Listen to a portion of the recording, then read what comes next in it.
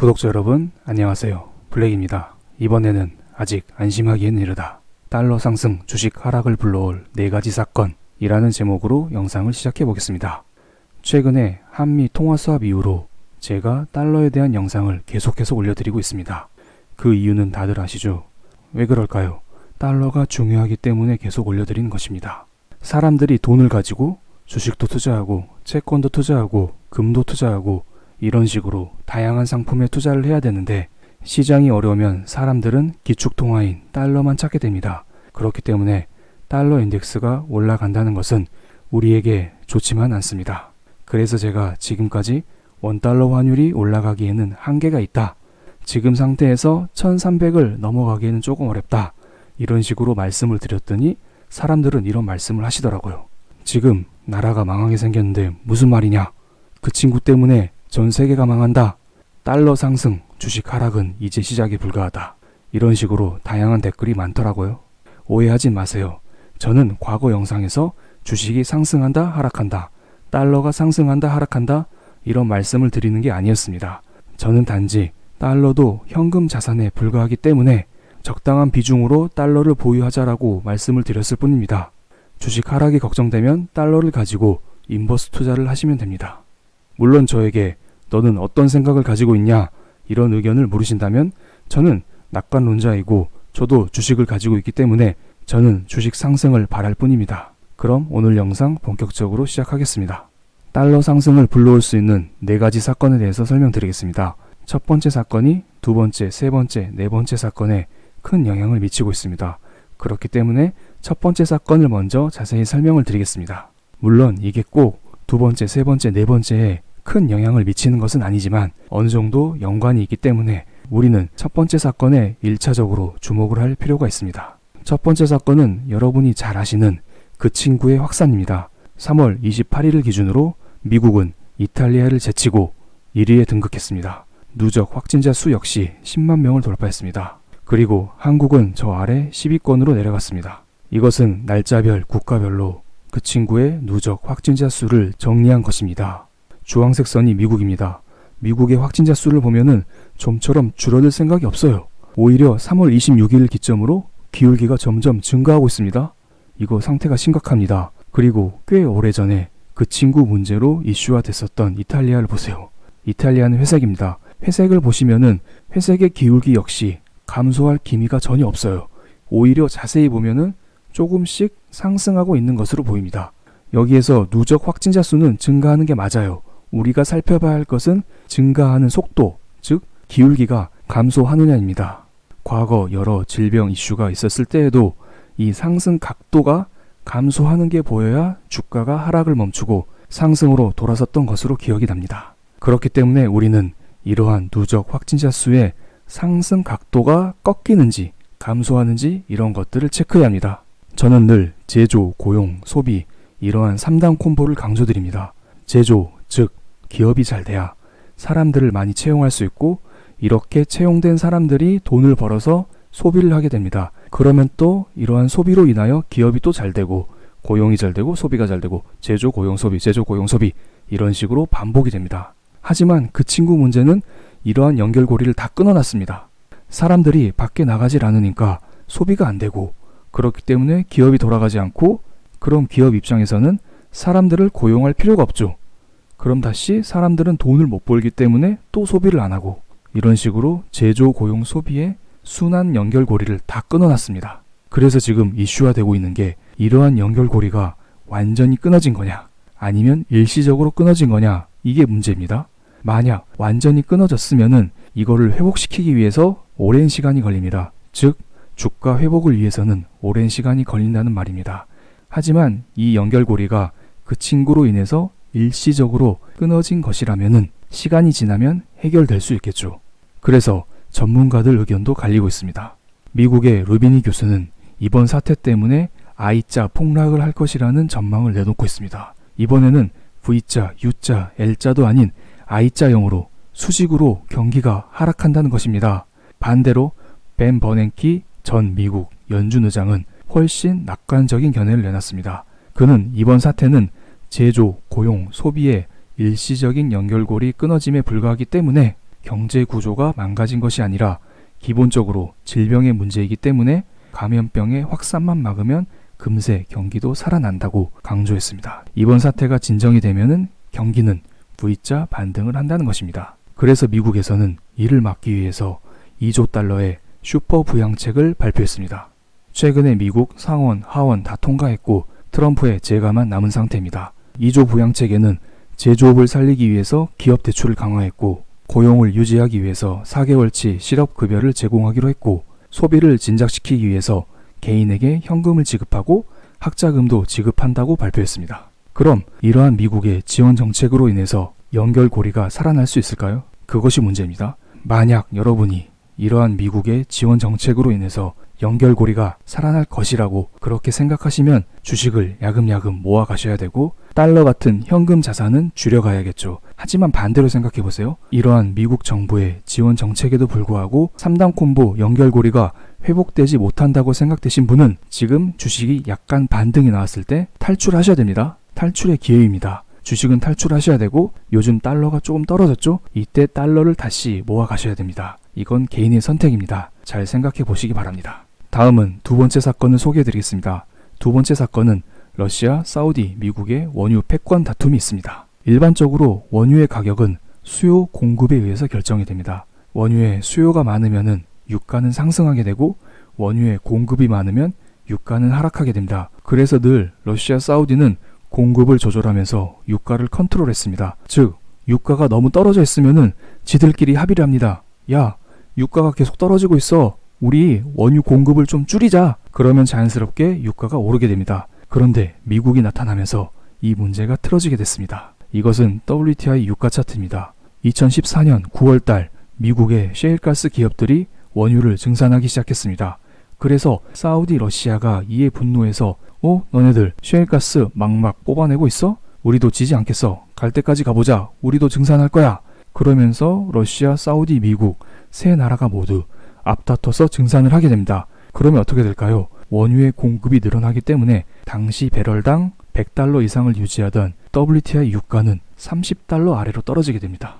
그럼 무슨 문제가 있냐면 사우디나 러시아 같은 경우는 원유, 즉 기름으로 먹고 사는 나라입니다. 기름 가격 자체가 낮아지기 때문에 얘네들은 힘들어지게 돼요. 여러분이 기름 팔아서 먹고 사는데 기름 가격이 자꾸 떨어진다고 생각해 보세요. 그럼 여러분의 살림살이가 힘들어지겠죠.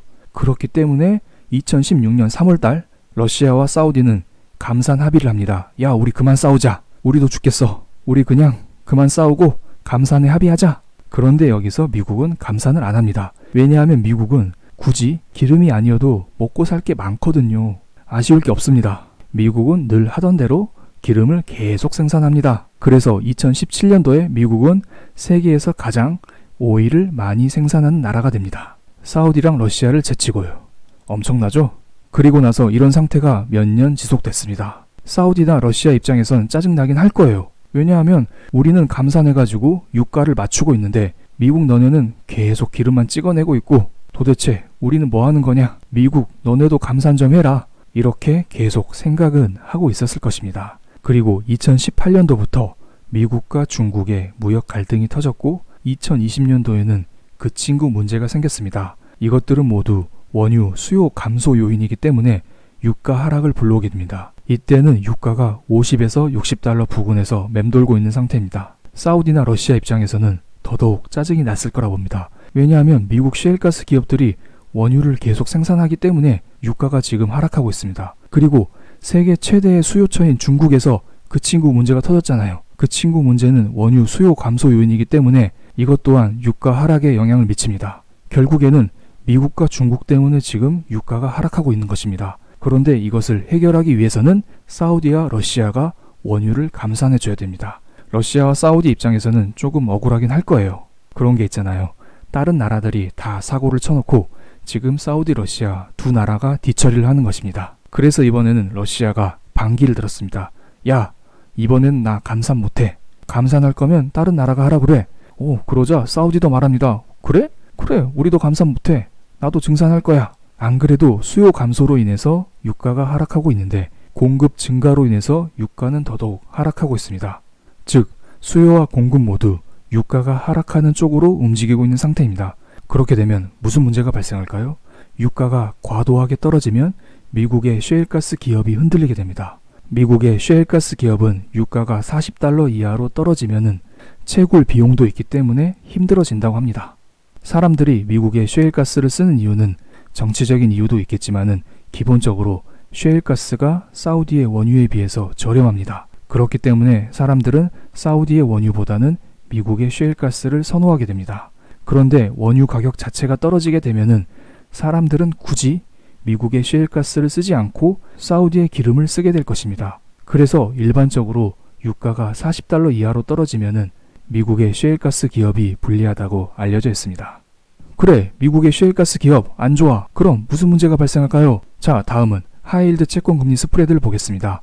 하이힐드 채권금리 스프레드란 부실 기업의 채권금리에서 국채금리를 뺀 가치입니다. 국채금리는 보통 변동성이 적기 때문에 여러분은 그냥 하이힐드 채권금리 스프레드 이퀄 부실 기업의 채권금리라고 생각하시면 됩니다. 그리고 일반적으로 셰일가스 생산 기업들이 부실합니다. 그래서 하이힐드 채권금리 스프레드 이퀄 부실금리 채권금리 이퀄 셰일가스 기업 채권금리, 이런 식으로 쉽게 생각을 해볼게요. 셰일가스 기업이 흔들리게 되면은 사람들은 부실한 셰일가스 기업에 투자를 하지 않습니다. 그렇게 되면 셰일가스 기업의 회사채 가격이 떨어지고 셰일가스 기업의 회사채 금리가 올라가게 됩니다.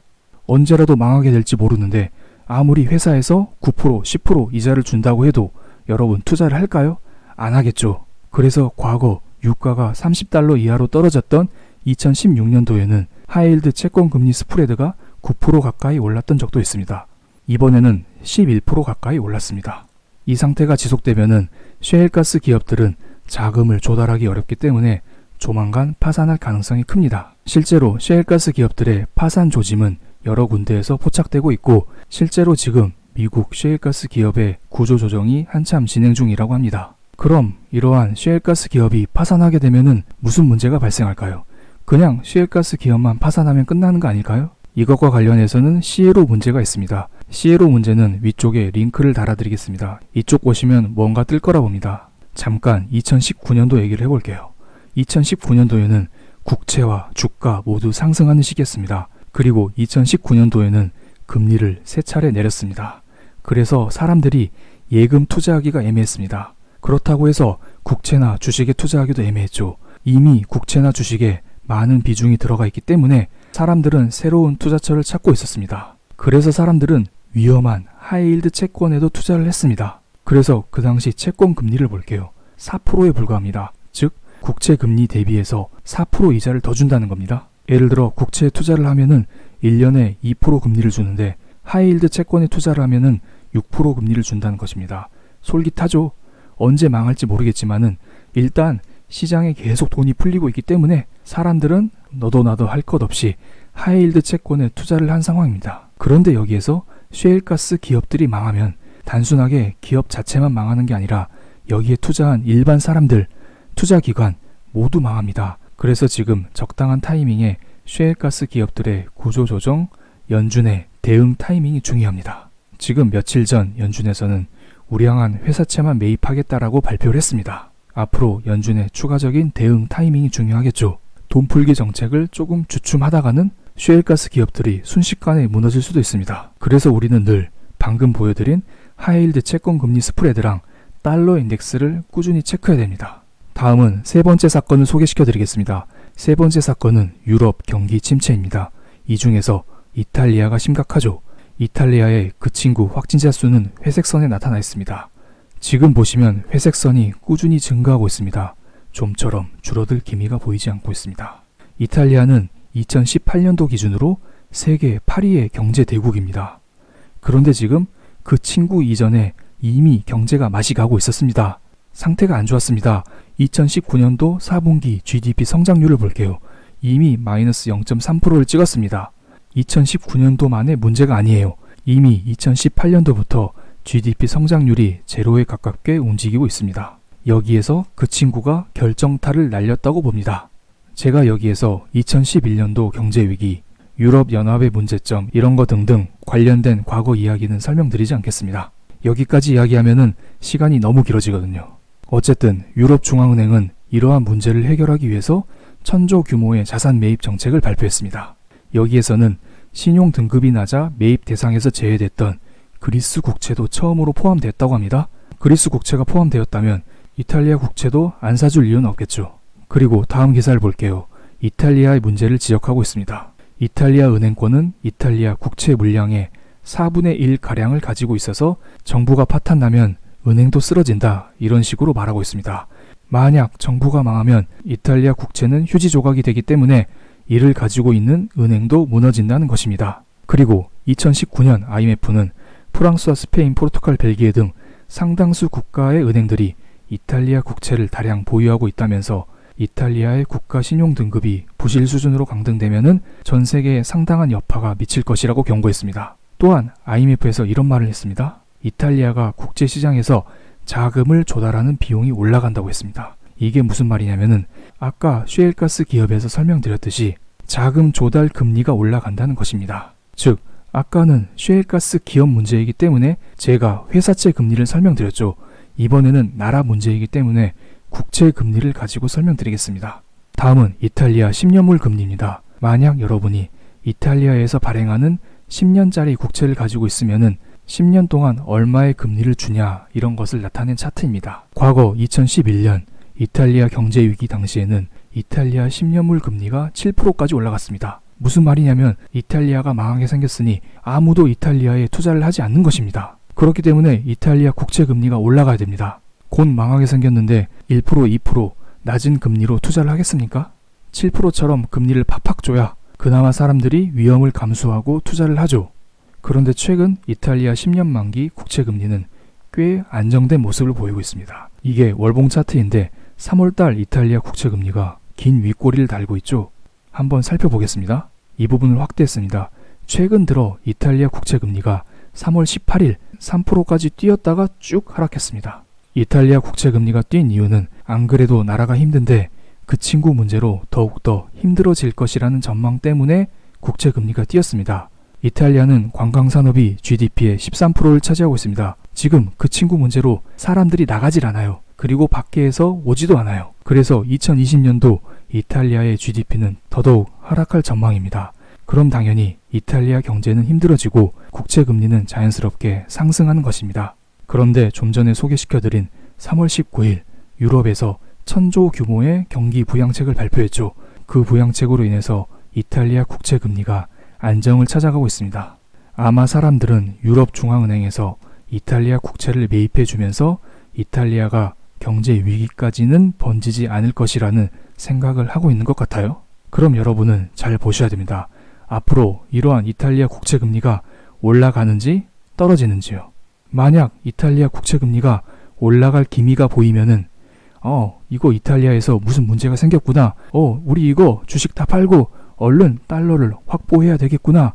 이런 생각을 하셔야 합니다. 이탈리아 국채 금리 잘 지켜보세요. 네 번째 문제는 미국과 중국의 갈등입니다. 그 친구 때문에 트럼프 대통령이 화가 많이 났습니다. 이 문제는 여러 기사에서 나와 있습니다. 유튜브에는 이 단어를 많이 언급하면은 제게 안 좋은 영향을 미치기 때문에 자세히 언급드리지 않겠습니다. 트럼프와 그 친구를 연관시켜서 검색하면은 재밌는 기사들이 많이 나옵니다. 어쨌든 지금 트럼프 대통령이 그 친구 문제 때문에 중국에 좋은 감정을 가지고 있지 않습니다. 그래서 중국의 대표 기업인 화웨이를 다시 때리기 시작했습니다. 미국 기술 반도체 칩의 수출 라이센스를 도입한다는 것인데요. 무슨 말이냐면은 화웨이는 주로 대만 기업인 TSMC를 통해서 반도체를 공급받습니다. 그런데 TSMC가 혼자서 반도체를 만드냐? 그건 아닙니다. 반도체를 만들기 위해서는 미국의 여러 장비들이 많이 들어갑니다. 그래서 어떻게 따지고 보면은 미국 기업이 없으면은 TSMC에서 반도체를 생산할 수 없고, 그렇게 되면은 화웨이에서 반도체 칩을 제공받기가 어렵겠죠. 즉, 미국과 중국의 갈등이 다시 심화되고 있다는 것입니다. 과거 두 나라의 갈등이 심했던 2018년, 2019년도 달러 인덱스를 볼게요. 달러 인덱스가 꾸준히 상승하고 있습니다. 두 나라가 싸우게 되면은 사람들은 불안한 위안화를 팔고 다들 달러를 사게 됩니다. 그러면서 자연스럽게 달러 인덱스가 상승하는 모습을 보여줬던 것입니다. 그럼 최근을 볼까요? 최근에 달러 인덱스가 3월 20일 103까지 올라갔던 적이 있습니다. 지금은 98까지 떨어졌네요. 미국 연준의 돈풀기 정책이 어느 정도 먹혔다고 볼 수 있습니다. 그럼 여기에서 달러 인덱스가 더욱더 안정을 찾아갈까요? 아니면 다시 반등을 하기 시작할까요? 앞서 말씀드린 4가지 사건을 잘 생각해 보세요. 첫 번째, 그 친구가 생각보다 크게 퍼진다면? 두 번째, 연준에서 선제적인 대응을 하기 전에 미국의 셰일가스 기업이 갑자기 무너지면서 회사채 문제가 발생한다면? 세 번째, 유럽중앙은행의 양적 완화 발표에도 불구하고 이탈리아에서 문제가 발생한다면? 네 번째, 갑자기 미국과 중국의 사이가 틀어진다면? 이러한 것들을 체크하기 위해서는 우리는 국제유가, 달러인덱스, 하이힐드 채권금리 스프레드 이런 것들을 꾸준히 모니터링할 필요가 있습니다. 그럼 오늘 영상 여기서 마치겠습니다. 감사합니다.